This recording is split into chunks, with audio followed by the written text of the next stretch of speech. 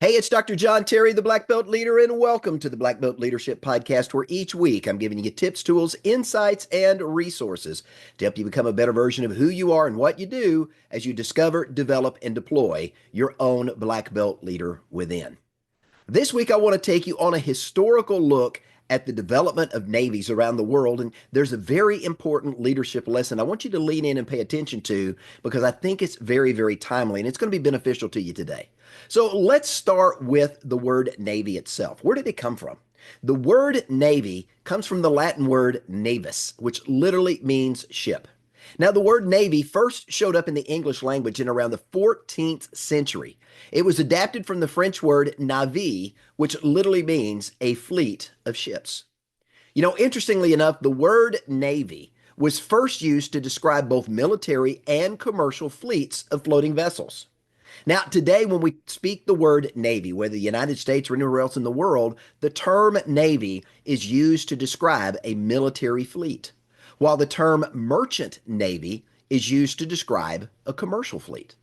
Now, military historians credit the Egyptians as probably the first global superpowers when it comes to being a military might of literally global scale. They're also credited with forming the very first organized navy, which they used to rapidly move troops up and down the Nile, dating all the way back to somewhere between 2700 and 2200 BC. This was during what they refer to as the Old Kingdom. Now, around the same time, the Minoan civilization began to develop its own significant presence, but there in the Mediterranean. And you can date that back to around 2700 BC as well. But their original concept of a navy doesn't really appear as organized as their Egyptian counterparts at the same time. Now, the first recorded sea battle of navies occurred in 1278 BC near the Nile Delta. It happened between forces that were led by the Egyptian pharaoh Ramses II and a group of people referred to in history as the Sea People. Now, for many, many years, we didn't know who the Sea People were, but recent archaeological digs have really linked the Sea People to the ancestral roots of the Philistine Empire. Now, the Phoenicians also developed advanced seafaring capabilities around 2500 BC. They maintained a powerful maritime force. Ancient Mesopotamian civilizations used reed boats for warfare on rivers and in the Persian Gulf for the protection of their populace. Now, interestingly, the navy of the Magadha Kingdom, I'll get that right, in ancient India is considered probably another of the world's ancient maritime forces, and it was one of the largest naval fleets assembled at that time. The origins of the Magadha Kingdom's navy traces all the way back to the 6th century BC. Now, the Magadha Kingdom, their navy was part of a military that included infantry, cavalry, chariots, and elephants. Their ships were large and sturdy because they needed that to be able to carry troops and these massive elephants that they would take to battle. Their ships were either single, double, or triple mast, depending on the size of the ocean-going vessel that they were using. They were equipped with up to 100 oars, and they literally were used as a transport for thousands of troops, moving them vast distances in and around the Indian coast. Now, the oldest continuous surviving navy in terms of continuous service is the Portuguese Navy, also referred to as Armada Portuguesa. It was chartered in 1317 by King Dinas of Portugal, and it's remained in continuous service ever since. Now, one thing all of these naval groups had in common, and if you look at every single naval fleet and naval presence all throughout history, they all share this one common trait. It remains today a common trait of all ships, whether military, commercial, or recreational today, in the fact that none of these ships or boats could set sail until they had been released from their moorings that held them captive to a dock or to a pier. They had to, the term was, cast off their mooring lines that prevented them from moving. And this is the focus of today's teaching. Now, the term cast off, if we go back and look at it in history, it literally means the releasing of a mooring line. Essentially, it was setting a ship free from its secured position at a dock or a pier, and it allowed the boat to depart and to sail into open waters. The word literally means to let go if we trace it back to its origins. And what they were doing is they were letting go of the ship so the ship could leave the dock, could leave the pier, and move into open water and travel freely.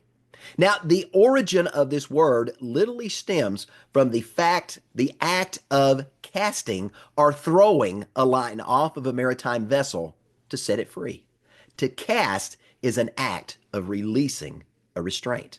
And herein lies today's leadership lesson. You know, throughout our lives, you and I, we're going to experience times when our interactions with other people don't go well. There's going to be times we're going to be offended, we're going to be hurt, we may be wounded or abandoned, or we may be embarrassed or humiliated, or even wrongfully accused or injured in some way. And it's in those moments when those bad things happen that you and I have a choice to make.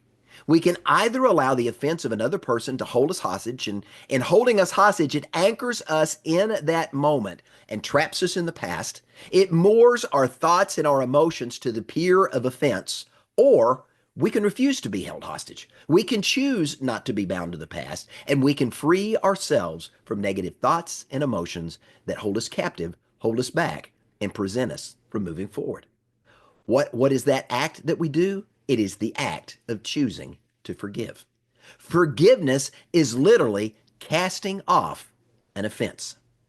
Now, think about it this way. You cannot be free to move into your destiny, to achieve your purpose on the earth, if you're bound or tied up in unforgiveness. Offenses happen all the time. We experience offenses in our relationships, at work, while we're commuting, when we're shopping, when we're at the movies, when we're at the mall, or simply when we're minding our own business. You know, and sometimes through no fault of our own, we're wrongly accused. And in some of those more drastic situations where we've been wrongly accused, we may have to defend ourselves in a court of law. A financial institution, maybe they make a mistake and all of a sudden a check bounces or it doesn't get deposited on time, and all of a sudden we got additional charges on a credit card. Somebody steals our identity, and the next thing you know, bogus charges are appearing on a credit card in our name.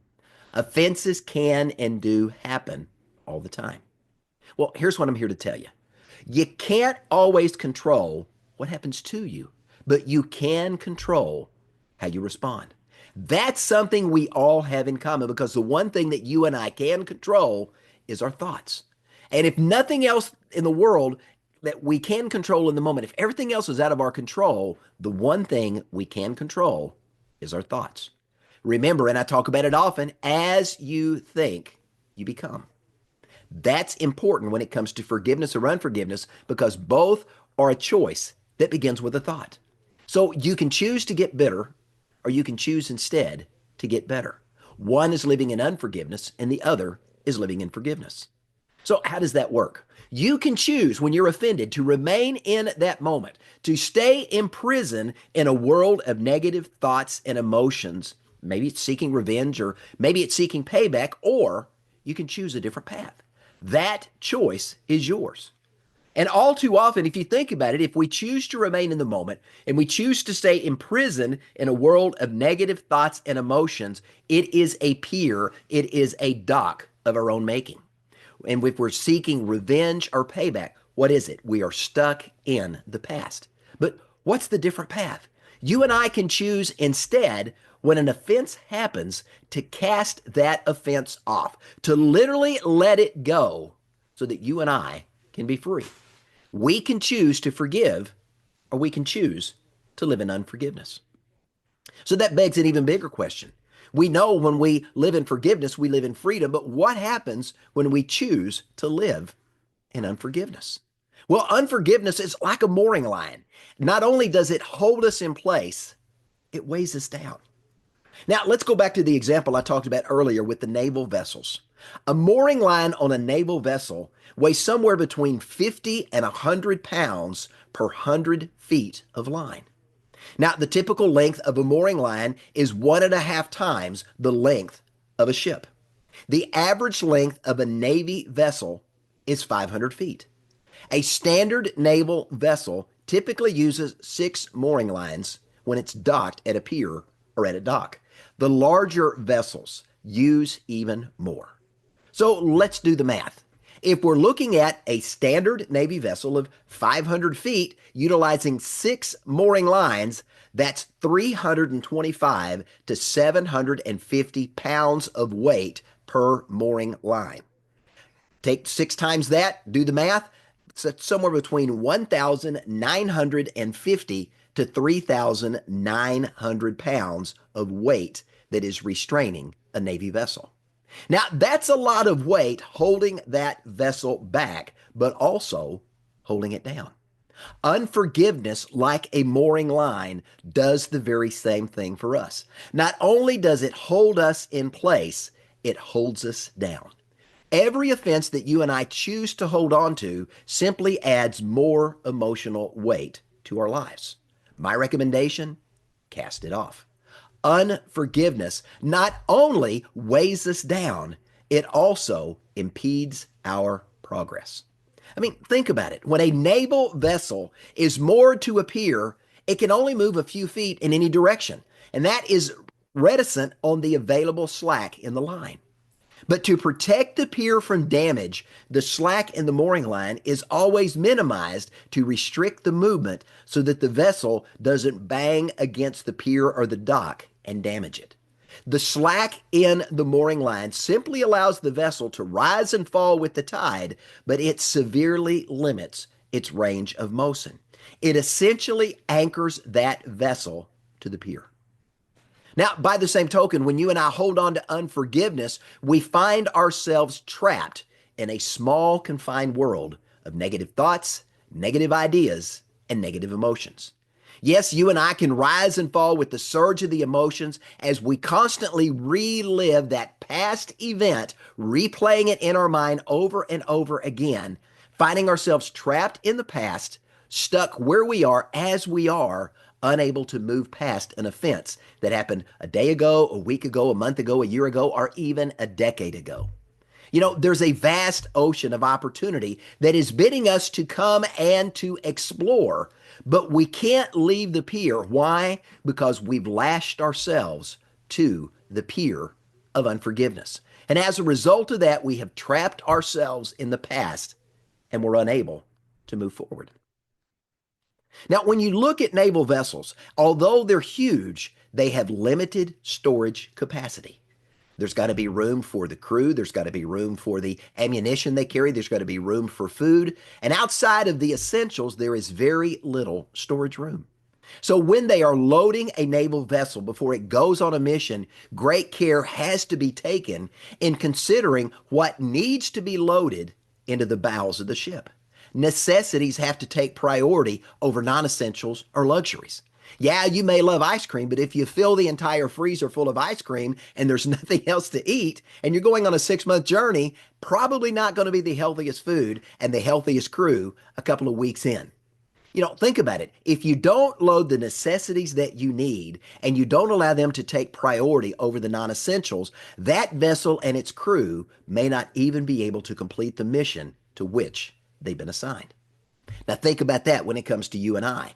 If we load our lives with non-essentials, we may not be able to complete the mission and the purpose for which we've been placed on this earth. You know, I say it and I say it often that I believe that every single individual has been put on this earth on purpose, for a purpose, and they have been equipped to fulfill that purpose. But when we fill our lives with non-essentials and we hold on to the past, then there's very little room, if any, for the good stuff that we want.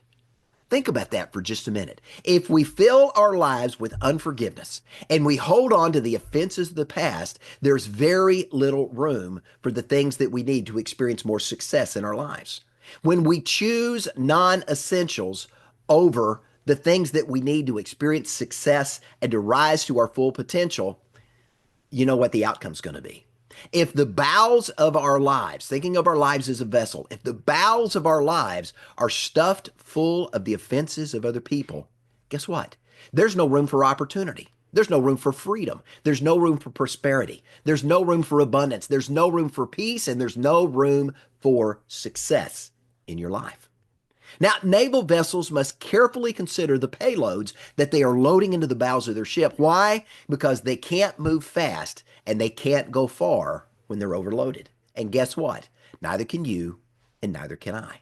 If we overload our lives with unforgiveness, remaining anchored to the past, you and I cannot move fast, nor can we go very far.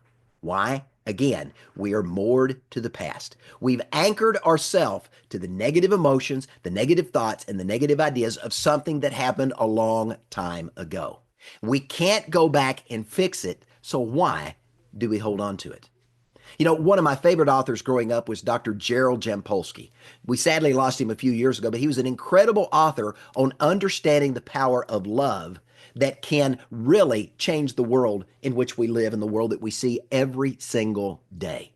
He said this, he said, he wrote it in his book, Love is Letting Go of Fear. If you've not read it, I encourage it. It is a timeless classic on understanding the power of love and how we live our lives and how we see the world around us. But here's something that he said in that book I think is appropriate to what we're talking about today. He said, forgiveness is the key to happiness. If you want to be happy and you want to be fulfilled in life, you have to live a life of forgiveness.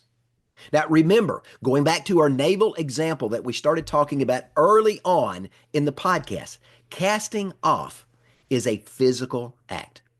When you're casting off, the crew is actively involved.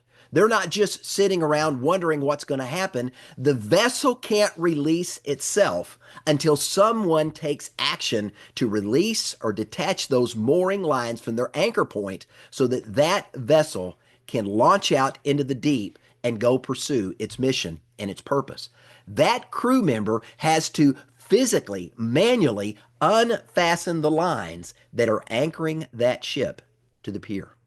Now, by the same token, that applies to you and I as well. We have to be intentional about unlashing, releasing, casting off past offenses if we want to be serious about engaging in the act of forgiveness. Remember, forgiveness is a choice, just like unforgiveness is. But forgiveness is a choice. It is a conscious, deliberate decision to let go and to move on. Now, on a ship, the command to cast off would be given by someone who's in charge. That's typically an officer who's going to have the authority to give the command to release the vessel from its moorings. That officer gives an order, a demand, or a decree to free the ship from its restraints so that it can move forward. And when that command is given, what happens? The crew springs into action and they do what is necessary to free the boat, to free the ship, to free the vessel from what is holding it back from moving forward so that it can launch out into the deep to go pursue its mission or its purpose, and that is to sail. That's what Navy vessels do. Well, once again, that same truth is true for us. Remember, the one thing that you and I can control is our thought life. You and I have the ability to take every thought and to make every thought obedient to our will. Let me say that again. You and I have the ability to take any thought that we think and make it obedient to our will. We have the ability to control our thought life. And remember, as you think, you become. Now, since you and I have the ability to control our thought life and we've got the ability to take every thought and make it obedient to our will, what does that make you and I? It makes us the officer in charge of our thought life. So if you're the officer of your thought life, guess what? It is up to you to give the order, to give the demand, to give the decree, to cast off past offenses and choose to forgive. You've got to be willing to give the order, to cast off the restraints, to let go of what's holding you back so that you have the opportunity to move forward. So let me leave you with a thought, and I don't want to paraphrase from the movie Indiana Jones and the Last Crusade. If you've seen the movie, you remember that Indiana Jones has gone through these 3 trials and he's standing in this cave before a knight. It is a knight that has been on a quest to preserve the Holy Grail. And as Indiana Jones looks around this room, it is full of cups. And all of those cups represent false grails, but there's only one true grail that's there. And if you remember the classic line, when the ancient knight looks at him. He says, "You must choose, but choose wisely." So I want to play on that as I leave you with a final thought about casting off. You must choose, but you must choose wisely. One choice is unforgiveness. And if that's the choice you make, it's going to leave you where you are, as you are, unchanged, living in the past. It's going to weigh you down. It's going to hold you back. It is not going to allow you to pursue your destiny, to live up to your full potential, and to achieve the purpose on earth for which you have been placed. On the other hand, the other choice you have before you is forgiveness. And if you make that choice, it's going to free you to release the restraints that are holding you back and giving you the right, the privilege, and the opportunity to sail into the ocean of success and to sail to your island of full potential. Again, two choices, and you get to choose.